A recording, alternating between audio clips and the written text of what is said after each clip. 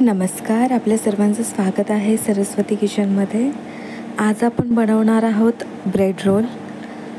खरं तर दुपारी शूट करणं नाही झालं आणि संध्याकाळी काहीतरी वेगळं खावंसं वाटत होतं, म्हणून मग आम्ही ठरवलं की आज ब्रेड रोल बनवणार. आता इथे तुम्ही पाहू शकता असे ब्रेड रोल बनलेले आहेत, एकदम खुसखुशीत आहेत, मधातून सॉफ्ट आणि चीझी आहेत. तुम्ही पण नक्की ट्राय करा आणि याचा आस्वाद घ्या. चला तर मग बघूया आजची रेसिपी की आपण कशा पद्धतीने हे बनवलेले आहेत.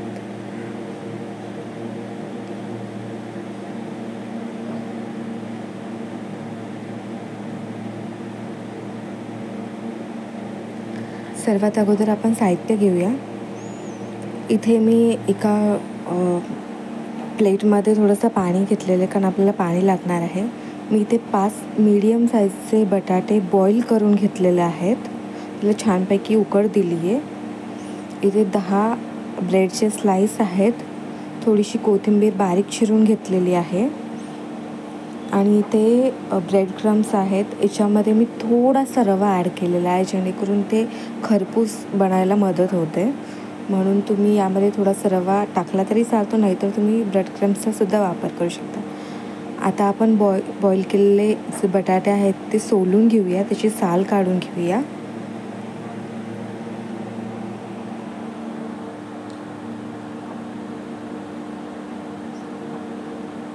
आता आपली साल काढून पूर्ण झालेली आहे. आता आपण याला मॅश करून घेऊया. तुम्ही मॅशरच्या सहाय्याने सुद्धा मॅश करू शकता किंवा मग चमच्याच्या सहाय्याने सुद्धा. मी इथे चमचा घेतलेला आहे. आता आपण चमच्याच्या सहाय्याने याला चांगल्या प्रकारे मॅश करूया. आता तुम्ही इथे पाहत असाल की बटाटे मी एकदम असे जास्त बॉईल केलेले नाही आहेत, कारण मी स्टीम केले होते. जे कुकरच्या डब्यामध्ये ठेवून खाली पाणी ठेवून त्याला 1-2 शिट्ट्या दिल्या, जेणेकरून काय झालं की आतलं जे मिश्रण होतं ते एकदम असं पतलं नाही होत. कारण जर त्याच्यामध्ये पाण्याचा अंश अधिक असेल तर मग ते काय होतं, फुटायची भीती जास्त असते. म्हणून होईपर्यंत कमी बॉईल केलेले चांगले. आता इथे आपलं मिश्रण चांगल्या प्रकारे आपण बटाटे मॅश करून घेतलेले आहे. लाईट पण गेली आहे. याला पण वेळेवरच जायचं होतं. ठीक आहे, तरी पण आपल्याकडे एक छोटंसं लाईट आहे. आपण चला आता हे तर झालेलं आहे, मॅश केलं. आता यात आपण थोडीशी कोथिंबीर घालूया, जी आपण चिरून ठेवलेली होती. त्यानंतर यात चवीनुसार मीठ आणि थोडीशी 1 पाव चमचा लाल तिखट टाकल्याच्यानंतर तसंच 1 पाव चमचा आपल्याला थोडासा गरम मसाला टाकायचा आहे. गरम मसाला टाकल्याने काय होतं, याचा फ्लेवर चांगला येतो. आणि मग नंतर आपण यात अर्धा चमचा जिऱ्याची पावडर टाकूया. जिऱ्याची पावडर टाकली की साबूत जिरे टाकले तर त्याचा हवा तसा फ्लेवर नाही येत, म्हणून आपण काय करतो, या ठिकाणी जिऱ्याची पावडर घेतलेली आहे. त्याला चांगलं बाइंड करून घ्या. मिश्रण एकजीव करून घ्या. मिश्रण एकजीव केल्याच्या नंतर आता इथे आपण ब्रेडचे 2 स्लाईस घेतलेले आहेत. याच्या कडा काढून घ्यायच्यात आपल्याला आणि जे प्लेटमध्ये पाणी घेतलं होतं त्यात त्याला डिप करून त्याला प्रेस करून घ्यायचं, म्हणजे त्यातलं सगळं पाणी काढून टाकायचं. पूर्ण ड्राय केल्याच्या नंतर आपण जी फिलिंग बनवलेली होती ती फिलिंग यात भरायची आपल्याला.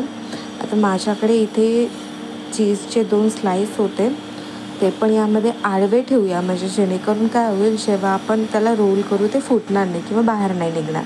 मिश्रणाच्या आतमध्ये व्यवस्थित ठेवून आपल्याला त्याला रोल करायचं.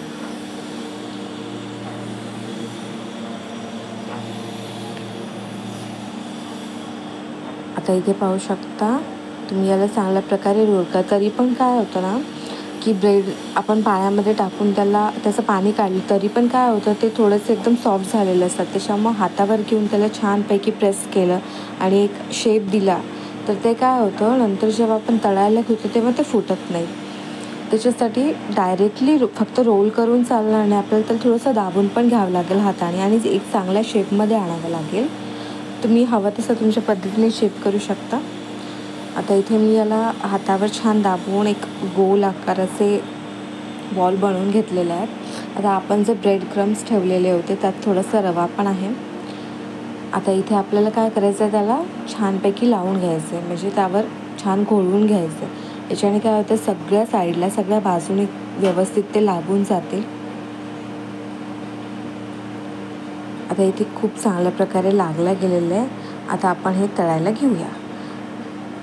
तेल फार तापलेलं नाही, मीडियम अंशावर तापलेलं असावं, कारण जर आपण जास्त कडक तापलेल्या तेलामध्ये सोडलं तर काय होतील, वरचे ब्रेड क्रम्स तळले म्हणजे लाल पडतील किंवा काळे पडतील आणि आतला जो भाग आहे तो हवा तसा क्रिस्पी नाही बनणार. म्हणून मीडियम साईज मध्यम आकाराच्या तापलेल्या तेलावर तुम्ही फ्राय करून घ्या. आता इथे पाहू शकता, याला थोडेसे बबल्स आलेले. घाबरू नका, ते बबल्स नंतर जातात, कारण ब्रेड क्रम्स जेव्हा आपण त्याला लावतो तेव्हा अर्थातच पूर्ण तर लागला नाही जाणार, काही खाली राहणारच आहेत. त्यामुळे जर तुम्हाला खूपच जास्त प्रमाणात करायचं असेल तर त्यासाठी पण एक टिप आहे की तुम्ही तेल नंतर गाळून परत त्याचा वापर करा, कारण यामध्ये जे ब्रेड क्रम्स खाली पडलेले आहेत, ते तुम्हाला खूपच प्रमाणात बनवायचं असेल तर ते काय होणार, खालचे जे काळे काळे झालेले ब्रेड क्रम्स आहेत ते याला लागणार. त्यासाठी तुम्ही तेल बदलूसुद्धा शकता किंवा गाळून घेऊ शकता. आता इथे पाहू शकता, आपला थोडासा असं छान लालसर रंग आलेला आहे. ऑलमोस्ट ते रेडी झालेलं आहे, कारण आपल्याला फार एकदम लाल नाही करायचं याला. थोडंसं असं लालसर गुलाबी रंग आला की आपण ते काढून घेऊया. आता तुम्ही ते पाहू शकता, त्याच्यावर बारीक बारीक रव्याचे कणं दिसत आहेत. यामुळे काय होतं ना, ते थोडंसं डिफरंट दिसतं. आता इथे मी स्माइलीची प्लेट घेतली, पण माझी प्रेझेंटेशन तर बरोबर बनत नाही आहे, कारण माझ्या बाळाला ते दिसायला आवडलं पाहिजे तेव्हा तो खाणार. म्हणून आता मी ट्राय करून एक छान प्रकारचं प्रेझेंटेशन बनवलं आहे. तेवढं काही चांगलं नाही घेत म्हणा, तर प्रयत्न केला आपला, कारण बाळाने खावं. आता इथे तुम्ही पाहू शकता, एकदम असे रव्याचे कणं दिसतात आणि खरपूस झालेलं आहे.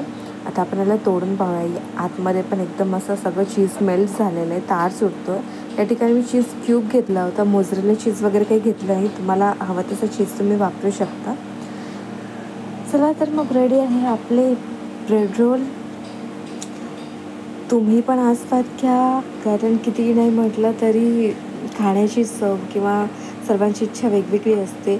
उन्हाळा आहे, दिवस मोठा आहे, तर त्याच्यात एक स्नॅक म्हणून पण तुम्ही याचा वापर करू शकता. जर रेसिपी आवडली असेल तर प्लीज लाईक करा, शेअर करा, सबस्क्राईब करा आणि सांगा तुम्हाला